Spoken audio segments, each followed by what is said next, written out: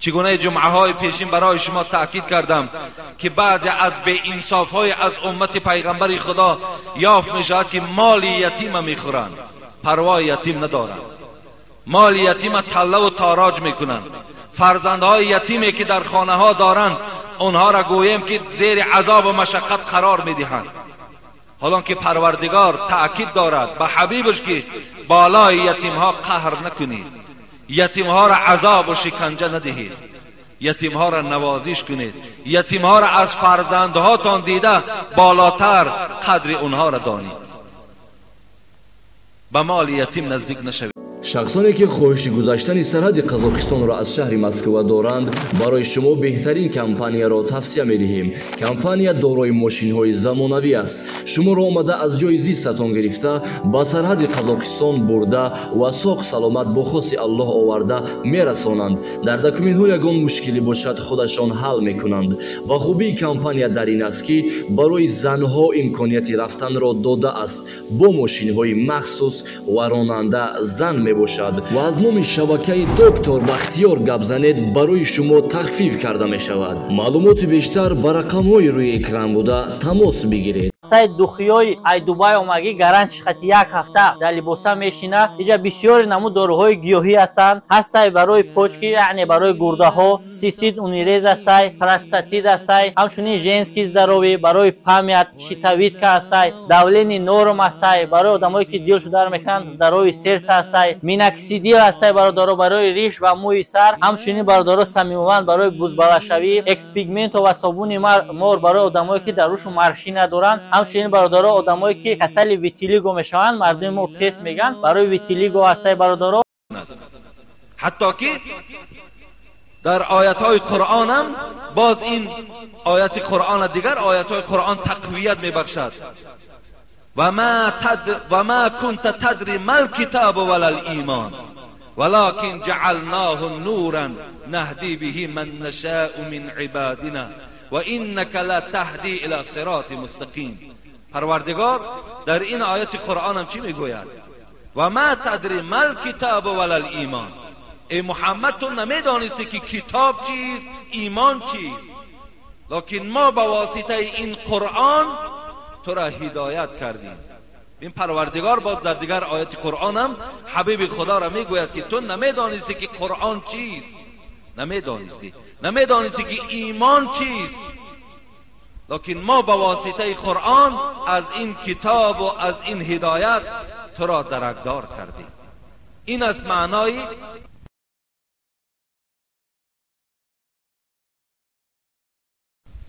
و وجدک ضالا فهدی. تو را گمراه یافتیم، تو را بیخبر از قرآن و از پیغمبری یافتیم، بعداً این نعمتهای قرآن و این نعمت پیغمبری را برای تو نصیب کردیم. ضالا فهدی و وجدک عائلا فاغنی. خداوند در دوام این آیت قرآن چی میگوید؟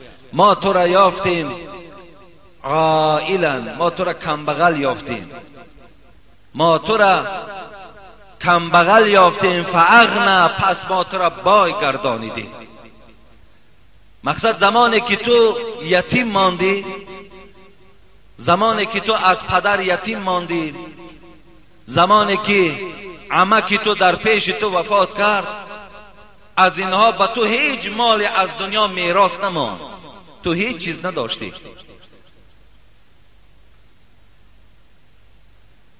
مودودی در تفسیرش میگوید که از وفات پدر پیغمبر و از وفات مادر پیغمبر فقط به پیغمبر خدا یک مادگاو میراث ماندگی بود، یک مادگاو میراث مانده بود.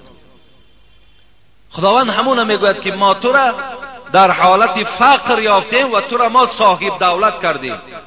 صاحب دولتش چی معنا دارد؟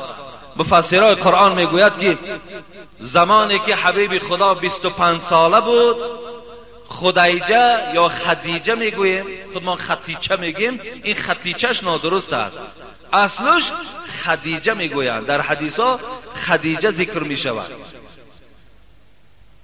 خدیجه اینم که از جمله مادرای ما و شما هست، از اولین زن پیغمبری خدا هست. اون زمان 40 ساله بودن و حبیب خدا، این قصه را کوتاه میکنیم، این خدیجه را در نکاح در آورد و مال او را تجارت میکرد. از فیض و برکات پیغمبری خدا مال خدیجه باز افزایش یافتن گرفت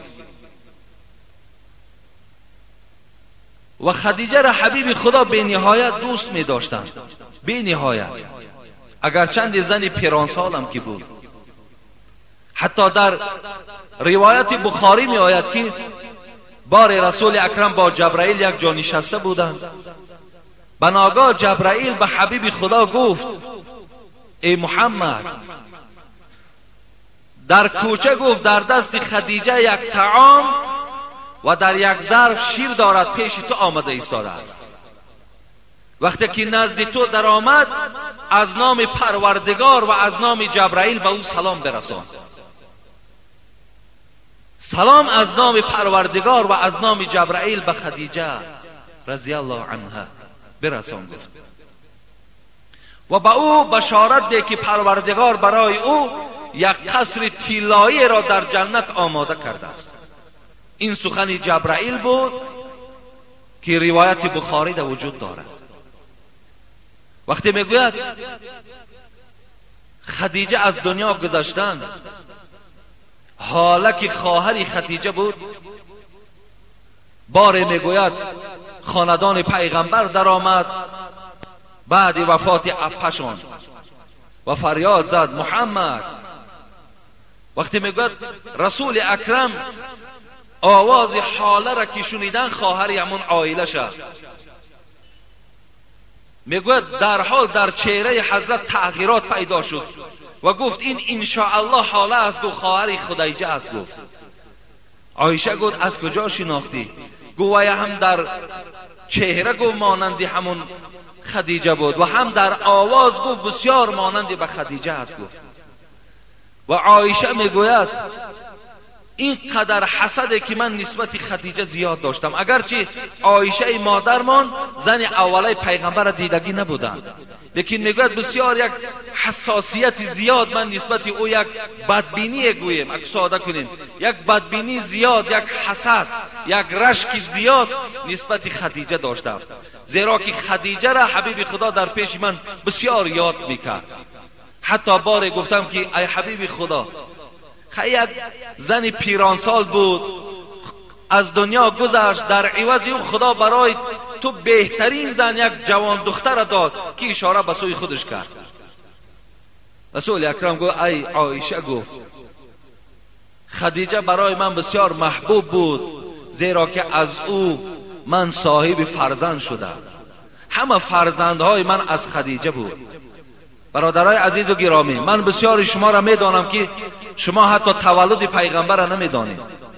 بسیار شما نمیدانید پیغمبر خدا چند زن داشت، با چه خاطر این قدر زن زیاد گرفت، سبب زیاد گرفتن زن پیغمبر چی بود، چند فرزند داشت، بسیاری از شما نمیدانید. برای که شما بعضی، من همه شما را در نظر ندارم، برای امت نوگی زبانیه. اگر شما صدقاً حبیب خدا را دوست دارین، هر آینه تاریخ ایشان ورق میزنین میخوانین. برای همه کار دنیا وقت دارین، لیکن برای تاریخ پیغمبرتان خواندن وقت ندارین. شما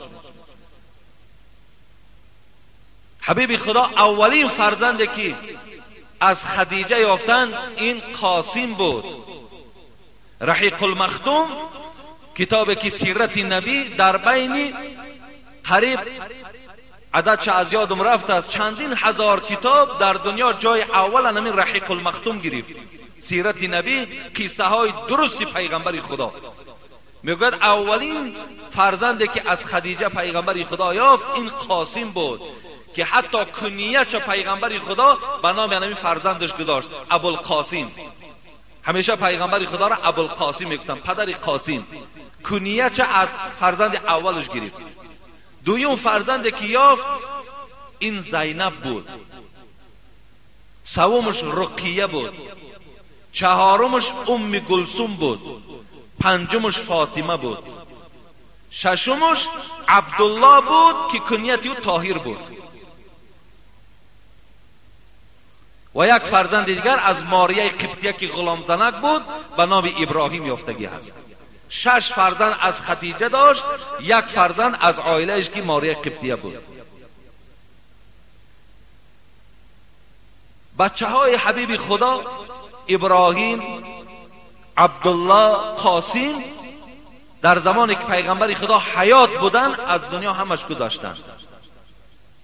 دخترهاش هم این چونین، همش در حال حیات پیغمبر خدا از دنیا گذشت، مگر فاطمه که 6 ماه بعد پیغمبر خدا از دنیا گذشت. دیگر همه فرزندای پیغمبر در حالت حیات بودن پیغمبر از دنیا گذشتند. این از تاریخ رحیق المختوم.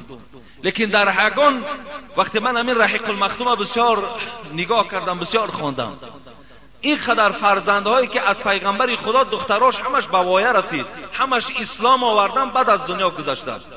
لیکن در هیچ کدام همون ما سرتخته را ندیدم، در هیچ کدام همون جمعگی و 7 و سری سال ندیدیم که پیغمبر خدا برای فرزنداش همین معرکه ها را برپا کرده باشد. در هیچ کدام همون نگذشت.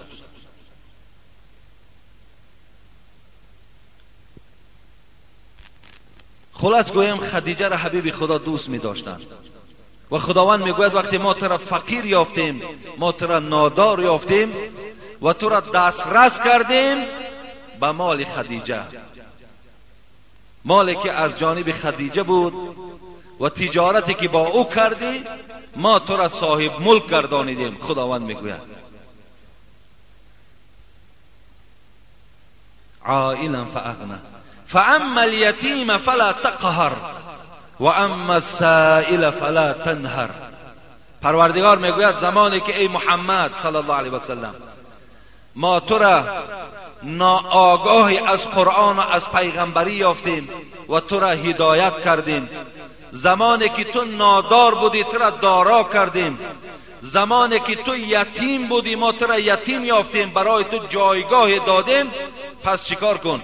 فاما الیتیم فلا تقهر، پس باعثا که بالای یتیم ها قهر نکن، یتیم ها را آزار نده، با یتیم ها همیشه چیکار کن؟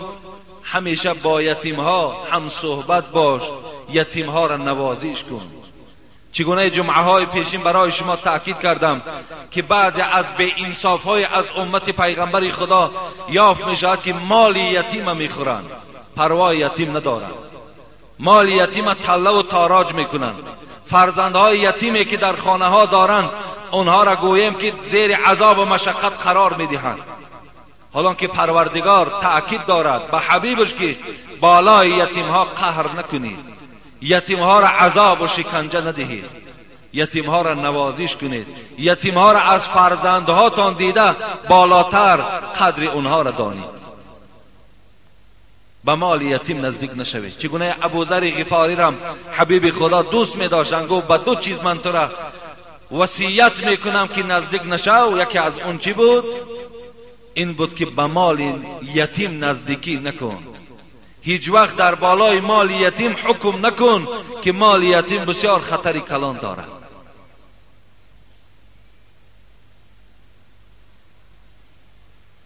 و در دوام چی گفت پروردگار؟ زمانی که ما تو را یتیم یافتیم، زمانی که ما تو را فقیر یافتیم،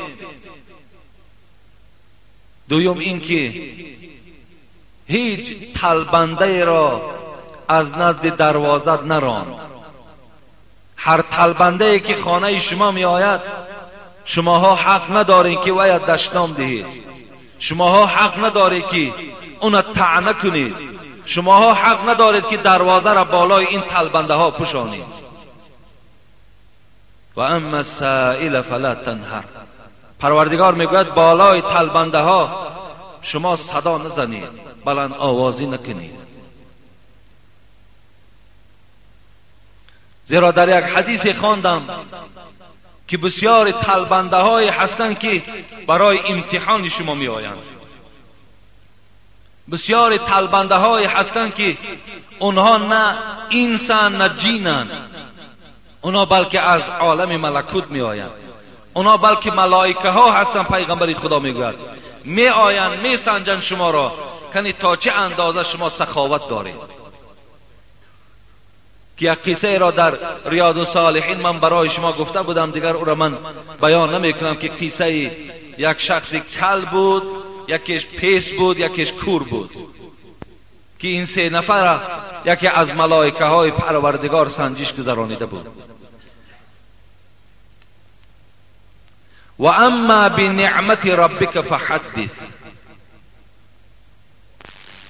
آخران آیتی که در این سوره وجود دارد، مقصد در باب طلبنده هم چی مقداری که دارین راضیشان کنین، ندارین با سخن خوب اونها را از نزد دروازه هاتون جواب گویید. طلبیدن هم برای سه طایفه در حدیث ها میگوید جایز است طلبیدن، برای دیگرهاش طلبیدن جایز نیست. حتی در کتاب های حدیث دیدیم که بین دو طایفه اگر جنگ شود، برای خلاص کردن اینها مبلغ در کار شود، رفته طلبیده و آورده اینها را برای از جنگ خلاص کردن اجازت میدهد.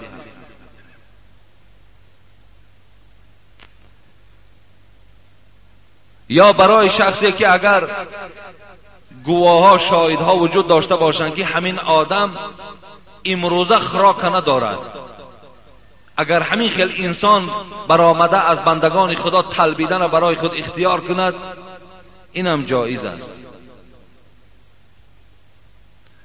یا شخصی که اگر در خانه سوزی خانهش می سوزد یا خانهش چپه می شود، خواه یک بیماری در خانهش پیدا می شود که دیگر شرایطی اینها را نجات دادن ندارد، اگر این آدم هم برای خود طلبیدن اختیار کند تا که همین کمبودی هاش حل کند، این ده هم جایز است. لیکن بغیر این امروز میبینیم جوانهایی که خرد هستند در بازارها طلبیدن برای خود اختیار کردند. بسیار خوب میشود، میدانم دل همه ما و شما میسوزد، ما و شما هر کدام ما 20 درم است، 10 درم است در دست اونها میدهیم، از روی رحم و انصاف است. لیکن وای عاقبت خوب ندارد. وای آیسته آیسته این جوان اینا برای خود کسب میکند، طلبیدن را برای خود کسب میکند، تا زمانی که هست دیگر این طلبیدن در خون و در وجود او پیدا میشود. ببین حتی طلبیدن اگر در اهل علم باشد، پیغمبر خدا میگوید حتی همون عالم، همون داملایی که برای خود طلبیدن اختیار میکند، دیگر در او هیبت باقی نمیماند. هیبت او، حتی گویم دیگر سخن او در مردم تأثیر نمیکند. وقتی پیشوایی که اگر برای خود طلبیدن اختیار کند، زیرا که طلبیدن حبیب خدا میگوید حلال نیست. کسی که با راه طلبیدن می طلبد و برده و می خورد، این حلال نگفت از پیغمبری خدا. این که در راست عالم ها و پیشوا کو عیب است طلبیدن. لیکن کودک هایی که امروز طلبیدن برای خود اختیار کردن، اینم خطر دارد. اینم آینده اگر چنده که و گویم که در هر یک کاری هم که اگر رفته از پای کارم که شود، در خون او الکه طلبیدن وجود دارد. او با راه طلبیدن که چند سال حیات خودش سپری کرده است، همه حالت ده. اون یک قصه ها میکنن که یک جوگی دختر میگه یک پادشاه را دادن، لیکن وقتی همون روز طلبیدنش که آمد، اجازت از پادشاه گرفت و برای طلبیدن برای خود روز اختیار کرد. مقصد چی بود؟ الان که پادشاه همه شرایط داشت، لیکن در خون این که طلبیدن که وجود داشت و دیگر قرار نمی گرفت. برای من اگر ما اونا را کمک کنیم و دل سوزی کنیم، فکر میکنیم که امروز باور کنین این جنایت است. برعکس ما توانیم همون جوانها را، پدراشون شناسیم، مادراشون شناسیم، برادراش شناسیم، از این راه باز داریم. این خدمت امروز در جامعه ما و شما می شود. این یاردم کردن ما باور کنین این کمک ما میکنیم، این ثواب ندارد. برعکس ما باید چیکار میکنیم؟ باید در این راه، در یک راه طلبیدن باید تیار کرده ایستادیم. این عاقبت در این جمعیت ما و شما یک شخصی ضرر آور می شود، هیچ فایده از او در جمعیت ما نمی شود. حتی اگر خدا و یک عالم هم که کند، البته در خون او طلبیدن وجود دارد.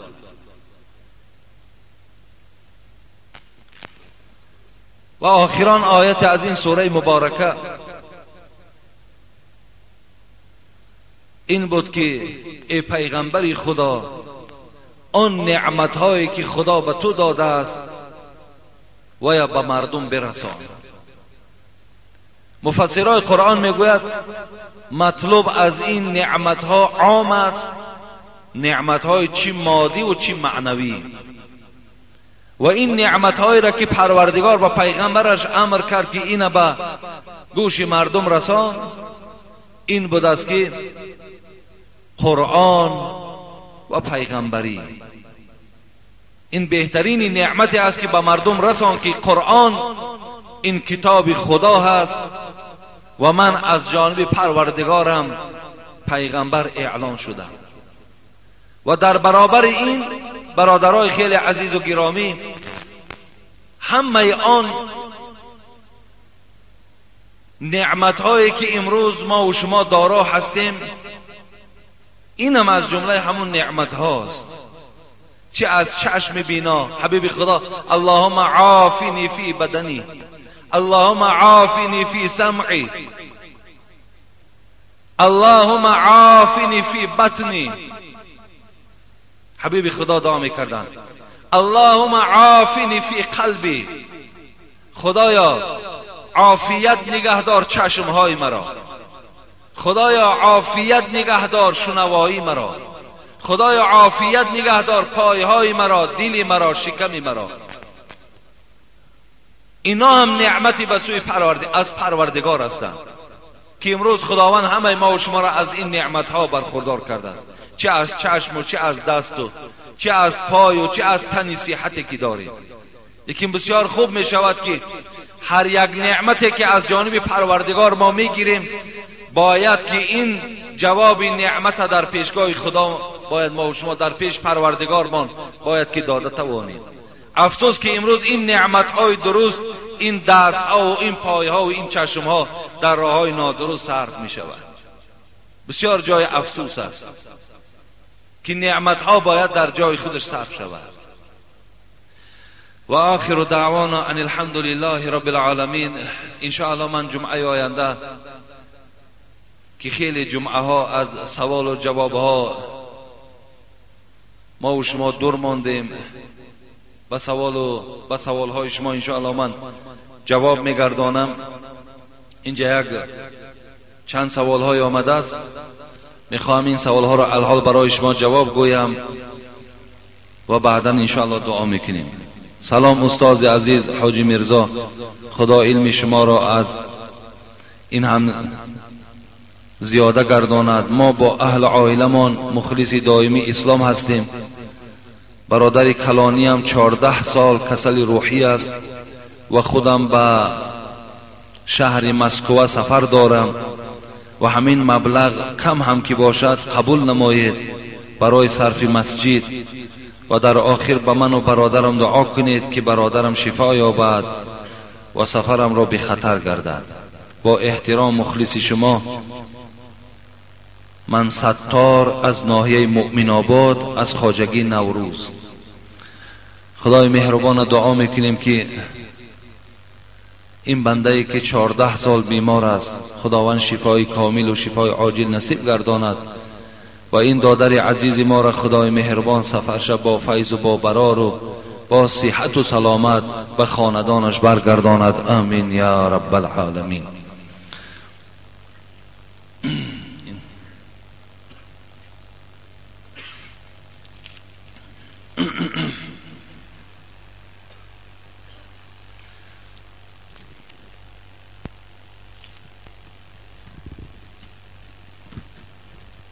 سلام داملای عزیز، از شما التماس با همین سوالها جواب دهید که بسیار ضرور است و مورد بحث قرار دارد.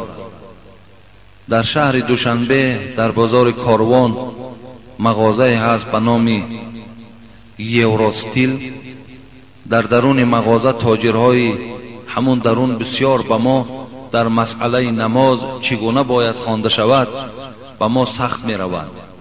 یکم میگویند که در وقت پیغمبر صلی الله علیه و سلم مذهب وجود نداشت. با ما مذهب در کار نیست. در وقت طهارت پایهایشان را از روی نسکی محض میکشند و به ما میگویند که این سنت پیغمبر میباشد.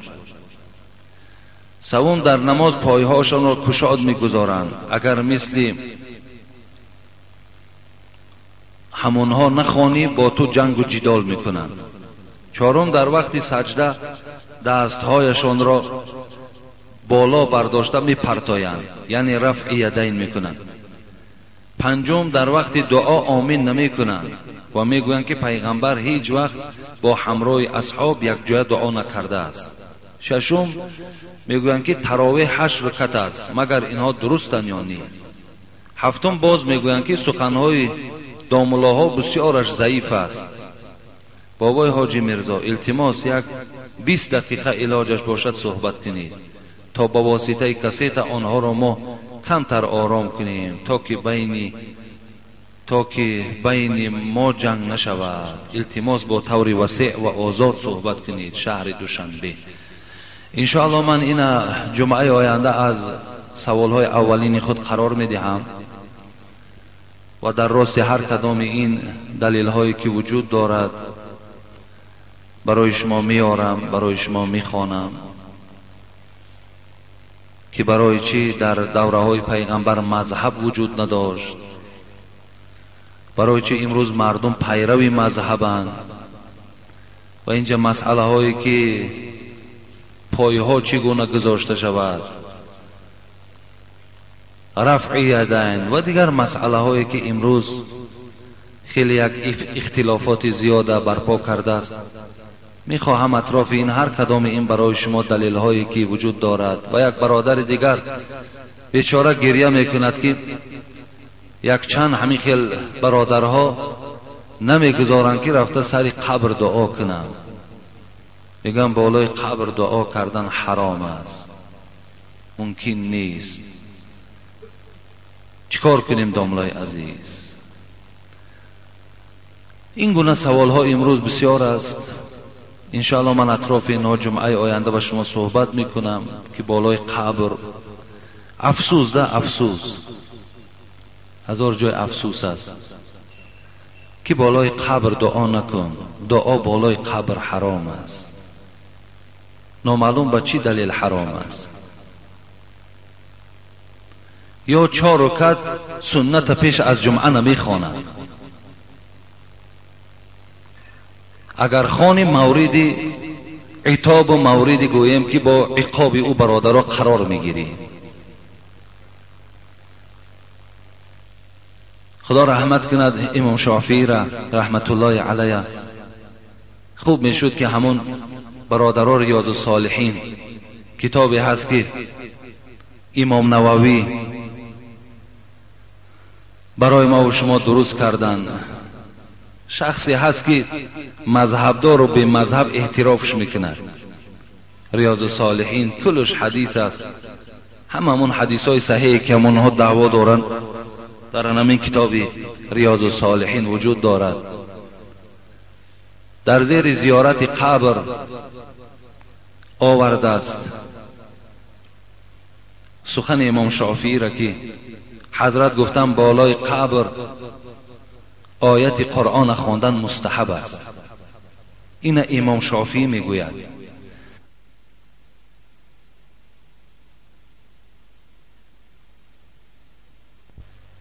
سخن امام شافعی است. امام شافعی که میگوید بالای قبر آیت قرآن خواندن مستحب است. علم امام شافعی را شما تصور کنین و علم یک آدمی، علم حاجی میرزا را یا علم یک بابای ایشان دیگر را. اخو امام شافعی بودند، اونا علم داشتند. اونا بیهوده نمیگفتند که بالای قبر آیت قرآن خواندن ثواب است. اینا نمیگفتند. اگر اون میدانست که ثواب گفتن من خیانتی در اسلام است، والله که او از این سخن پس می نشست. لیکن وای برای چی گفت ثواب است در بالای قبر آیت قرآن خواندن؟ برای چی عبدالله بچه حضرت عمر گفتن بالای قبر من اول و آخر سوره بقره را خوانید؟ برای چی گفتن؟ اگر عبدالله بچه حضرت عمر میدانست که آیت قرآن بالای قبر حرام است، والله که این سخن نمی گفتن که بالای من اول و آخر سوره بقره را تلاوت کنید. حضرت شعبی را میگوید 500 صحابه پیغمبر را زیارت کرد، علم 500 صحابه را داشت، لیکن میگو فقط در 3 جا قرآن نخوانید، در غیر 3 جا دیگر در همه جا تلاوت قرآن کنید. گفتن کجاست؟ گفتن یکم بازار، دوم حمام، سوم آسیاب. 3 جا در قرآن تلاوت نکن، دیگر در همه موضع آیت قرآن تلاوت کنید. شعبی که علم 500 صحابه را داشت.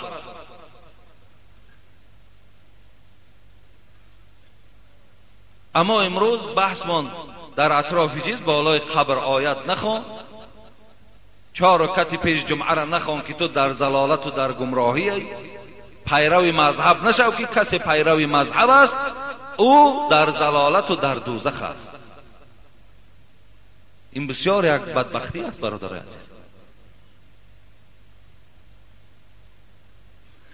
و آخر دعوانا ان الحمد لله رب العالمین. انشاءالله من این سوال ها را جمعه آینده هر کدامش برای شما به عصبانی شدن، فقط مرا یک چیز درد میکند که میخواهم فقط پیشرفت در اسلام شود، خفانشینی نشود، اختلاف از بین ما برداشته شود. خواهش من این است، خواهش من گویم که تحقیر و خواهش من گویم که یگان برادر گویم یعنی تنقید کردن نیست، فقط خواهشم همین است که فقط روز به روز بهبودی در اسلام ما شود، در مردم ما شود. ما اگر دنبال یک مسئله‌ای که خواندم، اگر دنبال یک از اینها را گیریم، با یکدیگر دشمنی کنیم، با یکدیگر گروه بازی کنیم، عاقبت این چی می شود؟ اینا را باید اندیشه کنیم. من 10 بار گفتم، باز میگویم، من خود پیرو مذهب هستم و همیشه دعوا میکنم و همه شما را باوری میکنم برادرای عزیز و گرامی، کدام تو اگر پیرو مذهب امام ابو حنیفه هستی انشاءالله نجات میابی. کدام شما اگر ابو حنیفه را دوست میداری، ابو حنیفه را همچو تابعین، همچو گفتی جلال الدین سیوطی که از حدیث های پیغمبر خدا برای ما دلیل آوردن که همون شخصی که علم از ثریا به پایان میارد این ابو حنیفه رحمت الله علیه است، اگر ما باید دوست داریم انشاءالله نجات یافتگی هستیم. ابن عابدین شامی خدا رحمتش کند دنیای اسلام میشناسش، وای میگوید ابو حنیفه را دوست داشتن سنت پیغمبر است، سنت است که ابو حنیفه را دوست داریم. سخن دوستای خدا ماندگی ما امروز عداوت به کی داریم؟ به شخص داریم که ابو حنیفه را خدا رحمت کند شخصی است برادرای عزیز، شخصی است که وقتی وای برای قاضیگی دعوت کردن، گفتن بیا قاضی شو، چی گفت؟ گفت نه، گفت من قاضی نمیشوم. خلیفه منصور برای چی نمیشوی؟ شاید که یگان حکم نادرست صادر کنم فردا در پیشگاه خداوند من چی جواب میگم؟ این ترس ببین. امروز قاضیگی را میخرن، امروز داملاگی را میخرن، لیکن حضرتان نخریدن. حضرتان از این وضعی، از این مسئولیت ترسیدن. پیشگاه پروردگار را چی میگویم؟